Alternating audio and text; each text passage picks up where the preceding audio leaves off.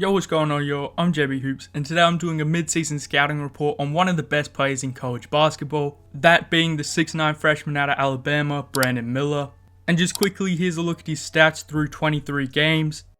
Brandon Miller is averaging 18.8 points, 8.2 rebounds, and 2 assists a game, and just under a steal and a block as well. Shooting 45.2% from the field, an incredible 44.2% from 3, and a very good 82.5% from the stripe. And now onto breaking down his game. Starting off with his shooting versatility, Brandon Miller's best and most NBA ready attribute is his 3-point shooting. He's shooting 44.2% from deep on 11.6 attempts per 100 possessions, knocking them down off the catch, off movement, and off the bounce. His mechanics are pure, he has a quick release and super deep range, and he can shoot it in any way imaginable. Brandon Miller is a reliable spot-up shooter with deep range and excellent shot prep. His jumper is super smooth with no wasted movement, and his mechanics are very consistent. He's such a great shooter off the catch, and he'll get a ton of those reps in the NBA. And he's always a threat in transition or as a trail man if he's not tracked down quickly.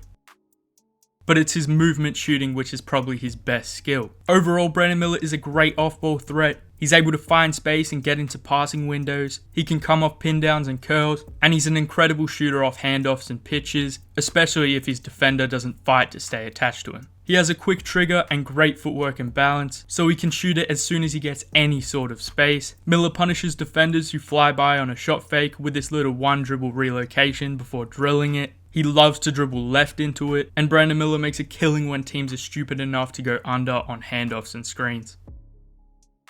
Now moving on to self-creation, Brandon Miller isn't really much of a self-creator inside the arc, and Alabama as a team generally doesn't take a whole lot of mid-range shots, but Brandon Miller is definitely capable of knocking them down. He has a very good handle for his size and is able to use it to get his defender off balance and change directions when creating off the bounce. He isn't the most bursty athlete and doesn't generate a ton of separation, but he does have some nice wiggle and shiftiness, and I think he's improved in this area a fair bit. Miller has really good footwork and times his shot well. I think it's just his inability to create separation and his low release point preventing him from being a consistent mid-range scorer. But it's from behind the arc where Brandon Miller has been really impressive. He's been able to combine his handle and footwork to hit step backs, deep pull-ups and other off the dribble threes. And with his quick trigger and ability to balance himself, I think he has the makings of a damaging creator from behind the arc. As for his self-created drives, this is probably the biggest area for improvement for Brandon Miller. He started off finishing terribly at the rim, shooting under 40% through the first 10 games of the season. He wasn't beating defenders off the bounce and was barely getting any elevation when finishing at the cup. His solid handle and some of the push crosses, hang dribbles and hezzies have helped to negate his lack of burst to get a step on his defender, but he still lacks the necessary touch and strength to drive and finish through crowds at the rim. And despite the increase in his rim percentage over the season, he still really struggles to get to and finish at the rim in the half court, especially outside of cutting and putbacks, so at this point he's not really a threat to get to the rim on his own. Now moving on to his playmaking ability, I've been very impressed with Brandon Miller's passing. He's capable of making quick reads and firing a pass to open teammates. His court vision is great, he can pass with either hand and is really good at surveying the floor and reading the help. And with his handle and speed, he can grab and go off the glass, push the pace and find guys running the lanes in transition. But I've also been very impressed by Brandon Miller's playmaking in the pick and roll. Whilst he's not the most aggressive in terms of hunting and creating shots at the rim or in the mid-range, Brandon Miller does a good job at putting his man in jail and engaging the big so he can find his roller diving to the cup. He's also great at leveraging his shooting gravity and forcing the big to step up, which in turn opens up space for the screener to attack, or for a skip pass to the corner if the roller is tagged by the weak side help. Whilst Brandon Miller's passing has been very impressive this season, his handle is still quite loose and he can get ripped pretty easily, so he isn't confident in traffic, and also his lack of advantage creation and rim pressure limits his playmaking value, but Brandon Miller should still return good value as a connector on the wing, who's capable of running a pick and roll and finding these guys in their spots.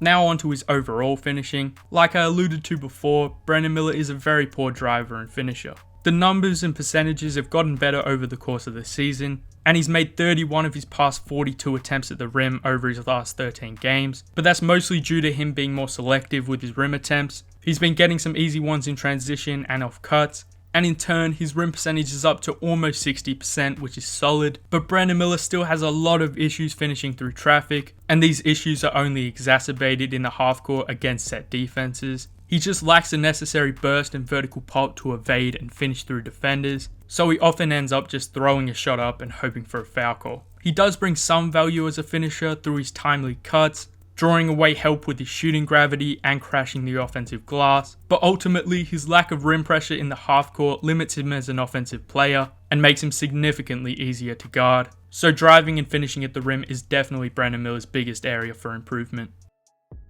Now finally, I want to talk about what he brings on the defensive side of the ball. Brandon Miller has been one of the most productive offensive players in the whole of college basketball as a freshman, but he's also had some nice moments defensively, both on the ball and in help, even if he's got a few things to work on.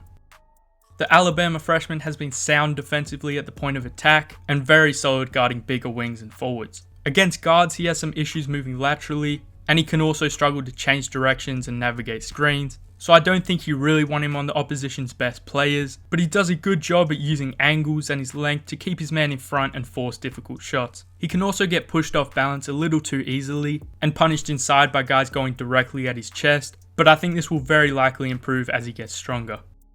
Brandon Miller is also a very capable help defender. He's long with quick hands, so can be damaging in passing lanes and digging in on drives. He's had some nice possessions as a low man, blocking shots from the weak side and contesting vertically, and he's also had some incredible chase down blocks in transition. And I also think Brandon Miller is much better at denying the ball, chasing shooters and navigating screens off the ball, so I think I would prefer him in that type of role in the NBA. But he still has too many bad possessions where he's late to rotate or gets backdoored, and I don't think he'll ever be a true rim protector, but generally he's a sturdy off-ball defender and should be impactful on both ends of the floor at the next level.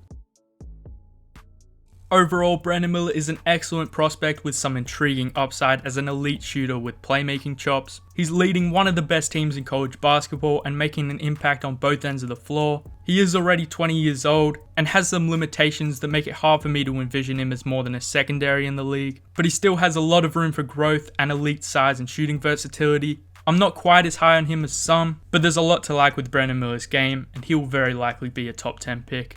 Alright, that's all I got for this one. Let me know if you enjoyed the video, leave a like, subscribe for more, and I'm trying to be more consistent, so stay tuned. Anyway, that's all I got. JB Hoops.